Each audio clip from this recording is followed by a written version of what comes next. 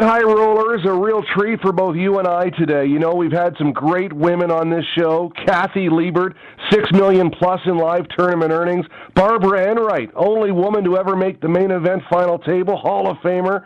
Susie Isaacs, back-to-back ladies champ in 96 and 97, and Pamela Brunson, one of my favorites, and a member of poker's royal family. Well, our guest today is right up there. Moved to Vegas to become a poker dealer, did that for 15 years. Then she played professionally, but turned her eye on poker management. She is now a partner in Card Player Cruises. What a franchise that is. She is the founder of PokerGives.org, fantastic organization. The name really says it all. And an instructor at the WPT boot camps.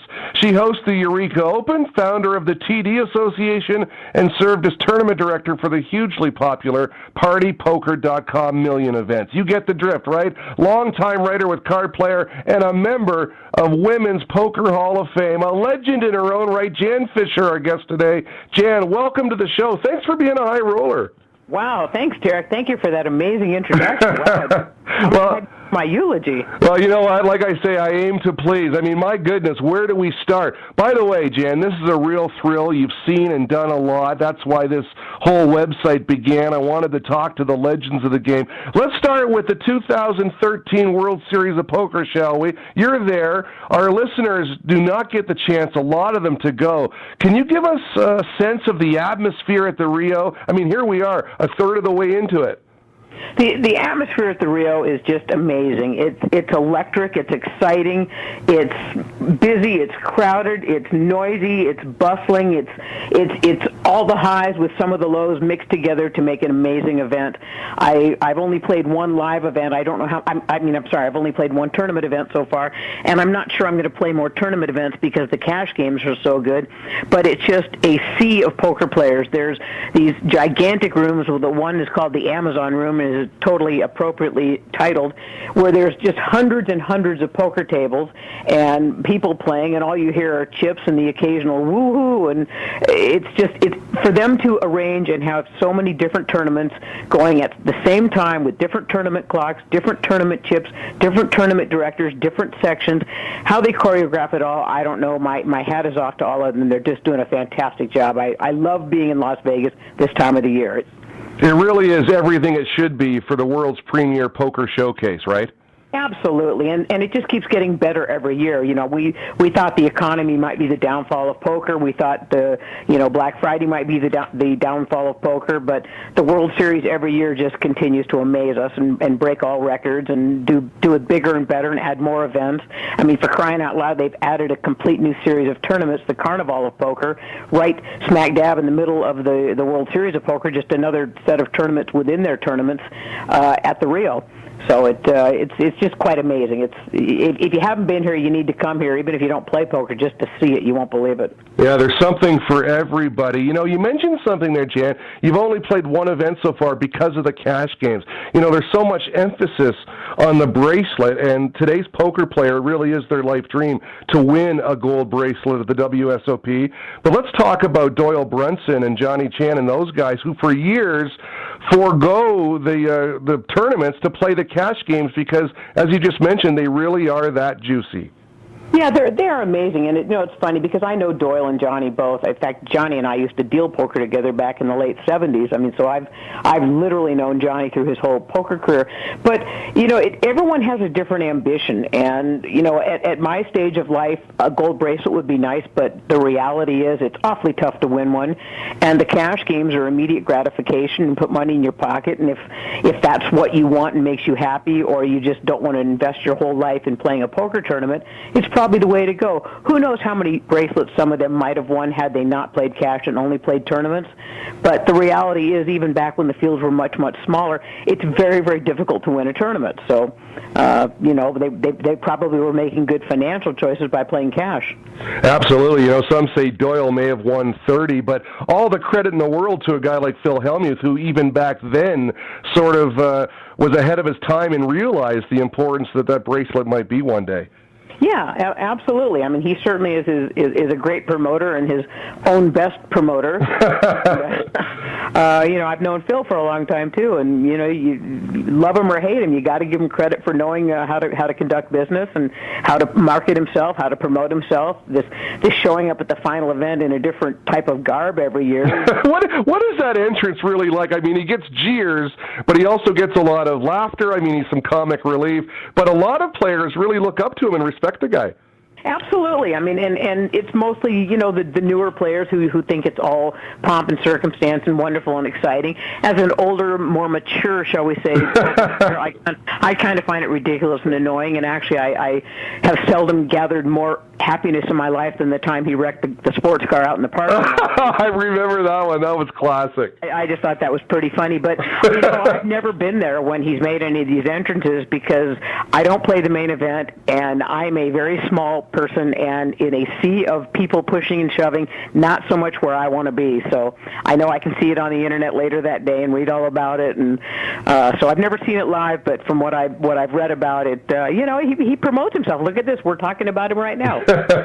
Well, you know what? A record 480 poker tables this year at the Rio, I understand. You mentioned it there. A sea of people. It's quite a crowd. How has the World Series of Poker changed over the years? You've been a regular, I guess, I don't want to say, 30, 35 years? I've played in at least one event every year since 1977. Wow. And it has changed from, when I first played, it was at Binion's Horseshoe, and it was, some of the tables were in different little alcoves of the casino, and this is when the Mint was still one half of the casino, so they were only half the size they are now, and they had 3 tables over here and 4 tables over there. I remember playing a stud event where they had a 60-125 limit. I mean, that's the goofiest thing ever, but that's what they did back then. But it was just, if you wanted to know how much time was left on the clock, you had to go find the tournament director because he had time. I mean, literally, he had an egg timer clipped to his lapel. And, like the ladies' event was always on Mother's Day, and they would always give the ladies roses and chocolates and treat us like we were idiots and we were special. And the ladies all dressed up and like it was some big event. And fast forward 2 generations, and, we come to play. And when this pomp and circumstance starts, it just didn't get real popular in the last few years. And now the tournaments never used to start on time.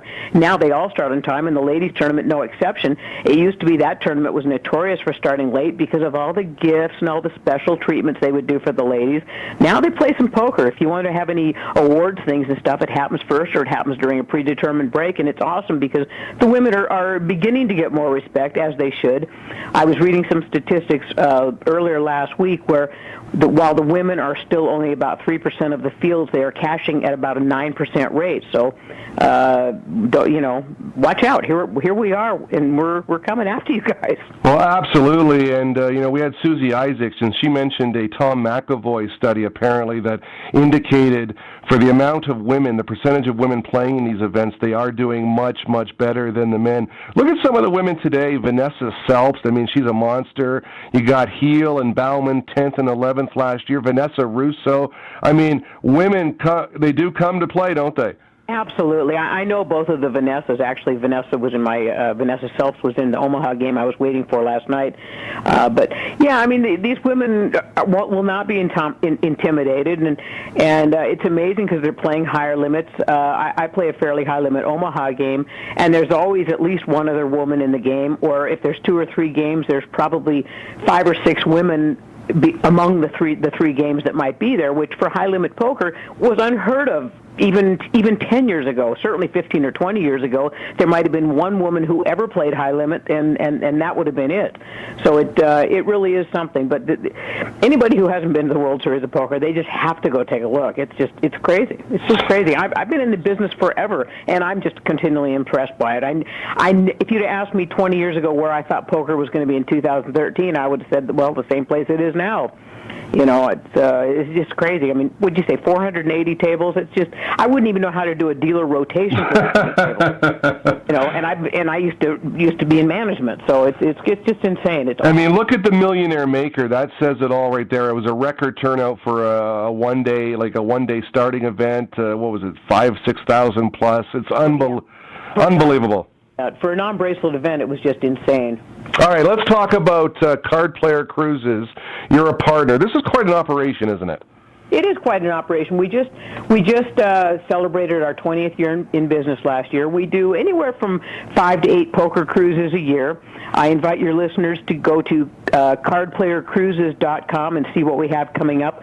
We just got back from an Alaska cruise. We had about 270 players. We had, we're always in the conference room, wherever that may be. Sometimes on our surveys, people would say, well, you should put windows in our poker room, but we have to take whatever room they have for us on the ship. The ship's already been built. So, but on the Alaska cruise, we happened to have a conference room that was up on one of the top decks that had floor-to-ceiling windows, and we experienced the best weather Alaska had seen in 55 years. Unbelievable.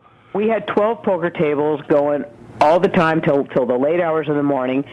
We could have used 15 tables if we'd have had more room, and it was amazing with all this beautiful scenery, God's country passing us by. Poker and cruising is just it's just a match made in heaven. We close the poker room at dinner time so that our players will go have dinner with their family and friends, and then we reopen after dinner. But we go to amazing places. We're going to Australia, New Zealand later this year. We're also going to the Panama Canal. As I mentioned, we just got back from Alaska. We've got back-to-back Western and then Eastern Caribbean cruises in September. Next year, we've got a Heartland Poker Tour event in January. We're also going up the New England coast, round trip from Boston. So, I mean, we've done Asia. We've done India and Dubai. There's just not a lot of places we haven't done. So. All right. Well, walk me through it then. I'm a poker junkie. I love to play. I decide I'm going to take in a cruise. What happens from the time I get on the boat? Walk me through it. Well, from the time you get on the boat, you'll come to where the poker room is and pick up a welcome aboard packet that'll have your name tag in it and some goodies and some cheap crap that we give you. And then you'll go find your room and go to your muster station, have your fire drill, which is mandatory on every cruise. Then you'll come to a party that we'll have. Linda Johnson, the First Lady of Poker, also a member of the Women in Poker Hall of Fame and the Real Hall of Fame. She will give the welcome aboard. Welcome to the customers. Party will be about an hour long. We'll have cocktails and hors d'oeuvres there, and we'll kind of give you the rundown on how the poker room operates. Basically, we're a total non-abusive, non-threatening, non-smoking, amazingly run, great dealer poker room with a plethora of different games. We'll go to dinner after the party. The card room will open right after the party, and we will play poker when we are at sea. And when we're in port, we close. We close at first seating dinner. We close, overnight. Usually we close anywhere from, 2 to 3 in the morning when the games start breaking down. We open at 9. We have at least two tournaments on every sea day, one tournament on the other days. We play mostly 1-3 and 2-5 no limit and 4-8 limit Hold'em and Omaha. And then we'll always have one bigger game, usually 10-20 or 15-30 Omaha. But we'll play anything that the players want to play. We'll start a list. We just know historically that that's pretty much what our clientele wants. This Alaska cruise we just returned from probably was about 65% repeat customers. We have a huge repeat customer base, as you can imagine. We also have referrals. If you've been on a cruise and you bring someone who's never cruised with us before, we'll pay you a referral fee.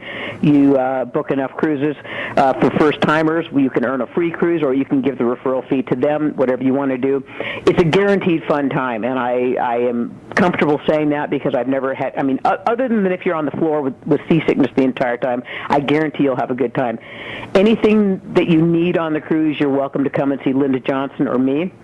There's no problem, too big or small, that we will not take care of it for you. First of all, you won't have any problems, but if you do and you don't want to handle it yourself, come see us, and your problem will become our problem. We will fight for you, and we will make it right, whatever it might be, and if it's something that just can't be made right, we'll make sure that there's some sort of compensation made for your problem. Your cruising is just an amazing vacation. You get up in the middle of the night, you come back to bed, and they've made your bed. It's like the cabin stewards are stealth. They sneak in. I don't know how. It's just incredible. They clean your room 3 times a day. You can eat 11 times a day. There's Broadway type shows on the cruise ships. There's swimming pools. There's running tracks. Some of them have zip lines and where you can surfboard ride, flow riders, I believe they're called. There's movie theaters. So for all those women that like to play poker and their husbands don't, the husbands got something to do too. Absolutely. Absolutely. There's plenty for everybody. If you go on a cruise and say you're bored, you're nuts. Linda and I generally will take the cruise a week early just to get everything set up. And so people say, well, what do you do on a cruise where there's no poker? Oh, my God, we go to trivia every day. We go to Name That Tune. We go to all the shows. We go to all the fine dining. I mean, we're not bored at all. We have a wonderful time. And it's wonderful because then when the poker cruise happens, we don't feel like we're missing out on anything by not going to the stuff that week because we already got to do it. So we are happy campers. Absolutely. If you can't find a poker game, you can always find a bingo game. The website is cardplayercruises.com. Switching gears now, WPT Boot Camp, poker instructor, that has got to be an enjoyable experience for someone that loves the game like you. Not only do you get to take part in something like that, but you're helping people as well. We are. It's fun because I've made some lifelong friendships by teaching boot camp. I also give out business cards. People can always contact me afterwards. So it's amazing because you get people at the boot camps anywhere from real novice players to fairly good advanced players looking to take their game to a different level. The boot camp founders have now branched out and they're doing different types of classes, more advanced classes and more unique things for more experienced players. Linda and I are doing a ladies one-day tournament camp on June 25th, and I know that there's still some seats open for that. And I'm looking on the site now. I believe that it's, I don't even want to say a price because I can't remember how. I know it's under $1,000. I'll say that, and that's on June 25th. But it's been a wonderful experience teaching these classes. We teach it with humor and grace. No question is too stupid, although we might tease you about it. But we promise we will not go home until we've answered every question.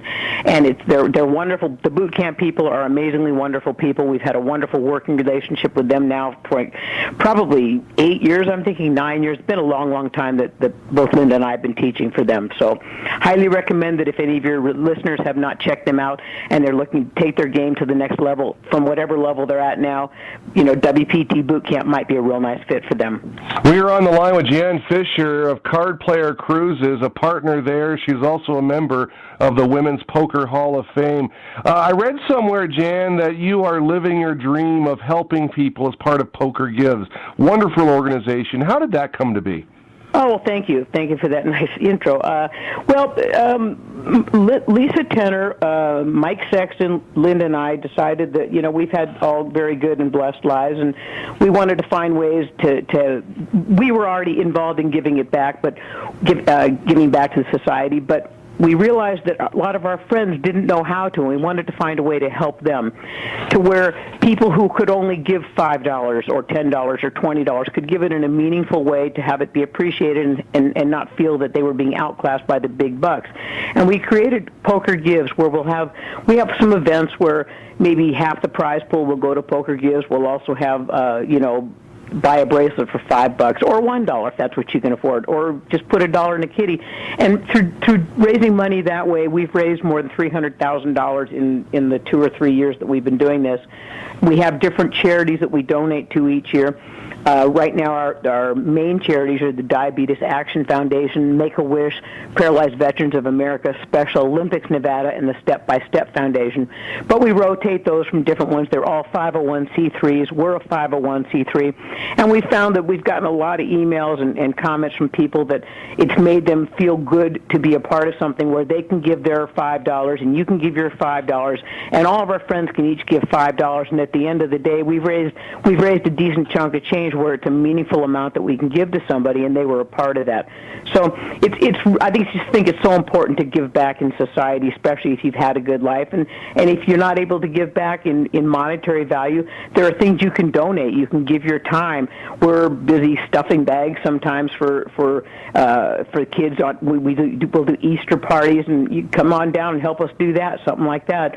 Or when we do some of our other events, there's just so much that you can do, and this is just a way that we tried to help our community to get involved. And we found that people are really happy being involved in that. It makes them feel special, and in turn it makes us feel special, and it certainly makes our designees feel very special. Well, absolutely. What a wonderful cause, and like you say, every little bit helps. The website is pokergives.org. Jan, let's go back to 1997. By the way, we're approaching the 20-minute mark. Can you stay on for a few more minutes? Absolutely. Okay, all right. Let's go back to 1997. You moved from Seattle to Vegas to become a poker dealer. Looking back, what was your plan then, and did it turn out as you expected? Okay, well, first of all, it was 1977, so... That's what I said, did I not? Yeah, you said 97. Oh, sorry, 1977, that's right, 77. People are going to not realize that I'm an old lady now. Well, yeah, I was 21 years old. I was living in Seattle, Washington. I just found out this last week after the Alaska cruise that my heart is still in Seattle. But nonetheless, I left Seattle because my dream was to become a poker dealer. I didn't really have a plan. I've learned since then that if you fail to plan, you plan to fail. But I didn't know that at the time, and I had no plan, but I didn't fail because here I still am. But I dealt poker off and on for a lot of years. Back in those days, there were no policies against abuse. Players could pretty much treat you any way they wanted to. They could say awful things to you. They could put their cigarettes out on you. How bad was Stu Unger at that, by the way? Do you really want to know? Yes, give us a real hard life example. He acted as any hardcore drug addict might act. He was horribly abusive. He was, in Stu's defense, he was in no way the worst. I mean, he was in no way the worst, but he was horrible. He was horrible to deal to. He was genius. I don't know if he was manic or had something else going on. He was absolutely genius. He absolutely thought about poker in ways that wouldn't even be written about for 25 years.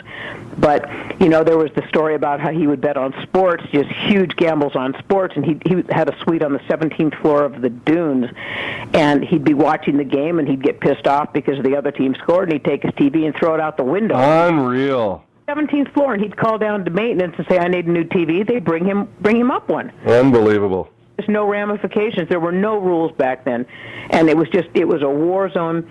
I was fired from almost every job I had in this town because back then it was a good old boys network, and they had to fire the new kid on the block, which was always me. But what doesn't kill you makes you tougher. And it made me tougher, and I had a nice long stint dealing at the Golden Nugget where Eric Drake really stepped up and saved my butt when I wouldn't take some abuse and walked out in the middle of a shift, and he did not fire me, and he actually patted me on the back and said, "Way to go." And so while the management back then wouldn't stop the abuse, they at least didn't, as it came to be, didn't expect the dealers to tolerate it, and they would back the dealers who backed themselves. And then, Linda and I later, maybe, 15 years ago, 20 years ago, decided that no abuse was the way to go, and she started writing, in the magazine. She told people that this was what was going to happen. In Card Player Cruises, we've had a no abuse policy since day one. But back in the 70s, it was awful. In the 80s, it was awful. In the 90s, it was just starting to change a little bit. But by the early 90s, I was pretty well burnt out on dealing, and I played a little bit for income. Back early in my early career dealing, you had to be a prop player. You had to play your own money, and if 3 people died or didn't show up, then you got to deal cards, and they always had more dealers than they needed because they needed you to help start games. And so you had to learn to play, or you went broke, and you had to find another line of work. So I kind of was thrown into the snake pit and had to learn quickly how at least to break even in the game so that I was able to still pay my bills. And, I found out that during the times I got to deal, if I paid attention, especially because I was doing some of the high-limit games at the Nugget back in the early 80s, that if you paid attention, you could learn the game without having to spend any money doing it because you could just watch the other players. So that's how I got to know a lot of the really well-known players today, is because of my longevity in the industry. But if you'd asked me then where I thought I was going to be, as I approached 60 years of age, I wouldn't have had a clue that life would have turned out as well for me as it has. I couldn't be happier with my life. Poker has been a wonderful career for me. I plan to be in poker for the rest of my, years that I'm able to contribute to it. Well, you see these young kids winning millions of dollars in bracelets, and everyone says they're living the dream, but in this industry, there are so many other ways to live the dream, and it sounds like you've done that. Listen, you've dealt to some of the greatest, you've played against some of the greatest, you've rubbed shoulders with some of the greatest. So many great legends in this game, and characters, too. I'm going to put you on the spot. Can you give us a legend you respect, and can you give us a character of the game that you like the most, and perhaps why? Well, some of the legends I respect, I really respect Eric Seidel. He and I have been friends for a long time. We used to play tennis together, but he's always a gentleman, always gracious, always behaves himself, just a real gentleman. David Chu is another one who I just think is the stone nuts. He's just an amazing champion, and you are putting me on the spot because I'm sure there's people I'm not thinking of off the tip of my tongue. Who are some of the characters? Wow. I mean, Sam Grizzle comes to mind. That's a character. Now, what do you think? You must have run into some characters over the years. I mean, I think Mike Matusow is quite the character. Fourth bracelet this year. Yeah, he did. Lane Flack comes to mind. I've known Lane Lane used to deal poker cruises for me 15 No years. way. Yeah, and in fact, I just saw him yesterday, and he's quite the character. Daniel, I mean, I can't say enough good things about Daniel. You know, whether you like him or hate him, you got to respect him. And Daniel and I are friends, and always have been. And I think he's been so good for the game. But I think he's the character, and he's not afraid to put himself out there. And I really respect that in Daniel. Yeah, he definitely speaks his mind. Yeah, absolutely. I mean, there's so many good guys in poker. You know, if you asked me, I wouldn't answer anyway. But there's a lot of bad guys in poker. Well, okay, let me stop you there. And when you read or write about a guy like Russ Hamilton, and I'm using his name, I mean, there's other guys like him, but Russ Hamilton, what do you think? I think that anybody who has done anything to give the industry a black eye, I think it's very, very unfortunate, because we're in an industry that is very dicey to begin with to people who don't understand what we're about. People think gambling, they think, ooh, dark alley, lots of smoke, wild, wild west. And, of course, we know it's not like that at all. And anybody who has done anything to sabotage that image, where the image was already kind of sketchy to begin with for the uneducated, you know, it's just taken it a little bit longer to get where it needs to be. So it's unfortunate. But, you know, there's always going to be bad things happening in every industry. Look at baseball. I mean, you know, look at the steroids. Look at look at Lance Armstrong. I mean, all these heroes who became villains. You know, it's not just poker where that's happened. So if you go by the population, you look at how small the poker world is, it's probably not as rampant as you would think. All right, Jan Fisher, listen, lastly, before we let you go, I'm going to play some word association with you. I'm going to throw out some phrases, mostly about your past career, and I want one word or one sentence about each, okay? Okay. All right. Writer, Poker 101 column for Card Player. Stressful. Fishing around. Deadline, stressful. Past member, Board of Directors, Poker Players Alliance. I'm sorry, I didn't hear the beginning of it. Past member of the Board of Directors for the Poker Players Alliance. Oh, wonderful experiences. Studio announcer, Travel Channel. Exciting. Statistician for the World Poker Tour. Dull and made me want to shoot myself. And poker instructor. Exciting. Listen, Jan Fisher, it's been a real treat, a pleasure for me. Thank you so much for your time today. Oh, Derek, thank you so much for having me on the show. I appreciate it and hope I get to come back.